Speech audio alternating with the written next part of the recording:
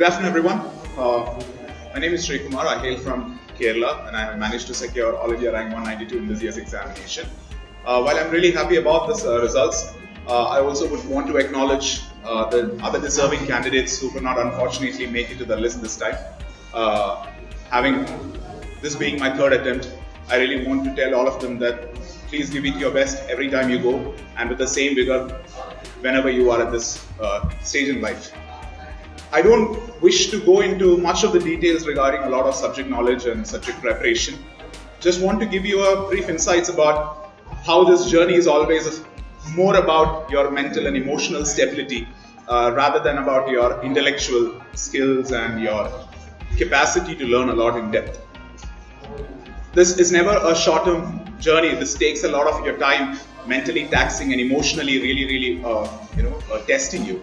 So accepting failures really graciously and having a moderate happiness at your success is really key to have a moderate mindset while you're writing this examination.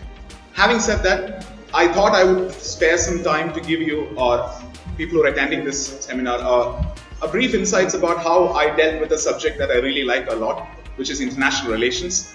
IR has always been one of the subjects which I have been keen on learning, something which I deeply read about, and something which I've built a lot of perspectives over the years. Now, in UPSC, one may expect that you need to know every details about the international relations, about every country's what's been going on there, all the bilateral events, all the bilateral relationships. Maybe that level of knowledge or that level of research is not probably required for UPSC. We have to probably stick to the syllabus, which clearly gives us an idea about what is required for this exam and what is not. So I would want to touch upon India and its neighborhood, maybe not about how to, what is that topic all about, probably how to learn that or how to probably approach it. You need to build a general perspective about how things are happening around India, about how India deals with its neighbors, about how different countries are having its relationship in which all dimensions. Presumably, we have certain neighbors with which we don't have a very cordial relationship, but we also have certain other neighbors with which India have a very deep relationship and engages frequently on multiple levels. So you don't need to go and search for a textbook which gives you the encyclopedia of international relations.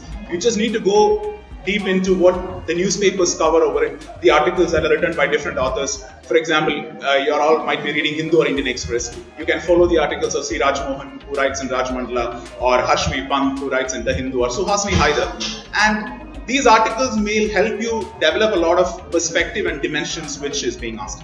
Because if you look at this year's GS mains paper, GS2, the question was framed in the form of a statement, which says, China is an existential threat to USA, much more than what Soviet Union was in the erstwhile years.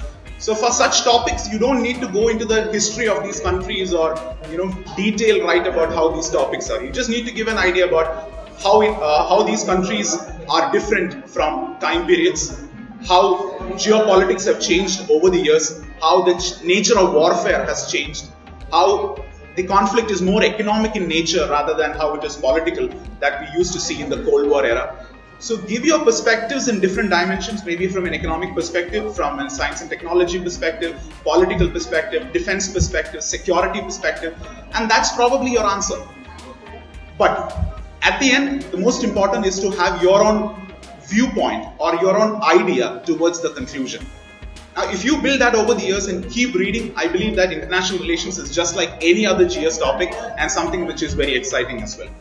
And I think that's too much gyan from me for the time being. And I hope really that you all have a fruitful journey and just be consistent, as my friend had already mentioned before. And you're all soon are sure to find success one day or the other. And thank you so much.